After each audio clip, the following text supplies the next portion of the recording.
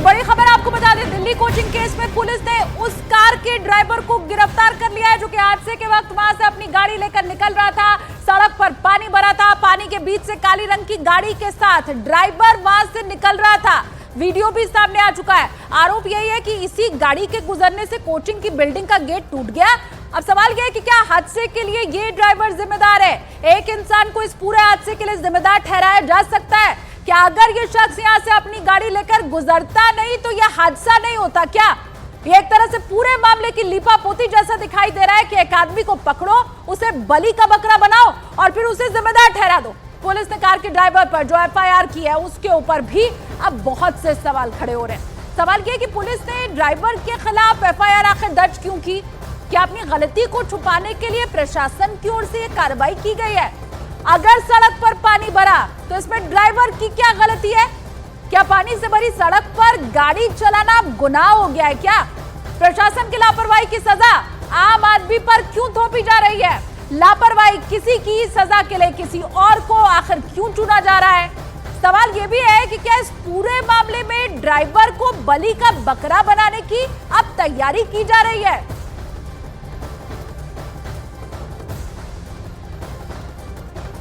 और कार चला रहे जिस मनुज को पुलिस ने गिरफ्तार किया है उसके पिता से न्यूज 18 इंडिया ने खास बातचीत की है, दिखाते हैं आपको।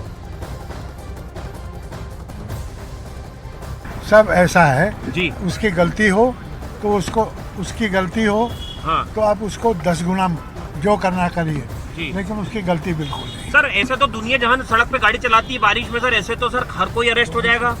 सर आप अरेस्ट को चुनौती देंगे? अरे केस ही गलत है। सर आपको लग रहा है केस गलत है? ये केस गलत है, ये चलाएंगे? क्या बिल्कुल गलत है सर? मेरे वकील कह रहे हैं, यही कह रहे हैं। आप आइए कोर्ट, वहाँ सुन लीजिए। बेसमेंट कांड में कार ड्राइवर पर दर्ज हुई एफआईआर को लेकर न्यूज 18 इंडिया ने कानून के जानकारों से भी बात की है। कोर्ट में क्रिमिनल केस देखने वाले वकील ये कह रहे हैं कि उन्हें भी हैरानी हो रही है कि इस मामले में कार ड्राइवर को कैसे आरोपी बनाया जा सकता है, जबकि उसका तो कोई इंटेंशन भी नहीं था। राजनगर हादसे के बाद से कई तरह के सवाल उठ रहे हैं। हमारे साथ बात करने के लिए मौजूद हैं अधिवक्ता तरुण राणा जी। तरुण जी, आपराधिक मामले कई देखे हैं। ये जो राजनगर वाला हादसा हुआ है, 3 बच्चों की मौत इस मामले में हो गई। एक गाड़ी वहां से गुजर रही थी, उस गाड़ी के जो चला रहा था उस गाड़ी को, उसे भी अरेस्ट कर लिया। क्या उसकी कोई क्रिमिनल लायबिलिटी बनती है, क्योंकि वो तो सड़क से गुजर रहा था? देखिए, अभी तक जो भी सामने आ रहा है उसको मद्देनजर वो गाड़ी वहां से बाई चांस गुजर रही थी।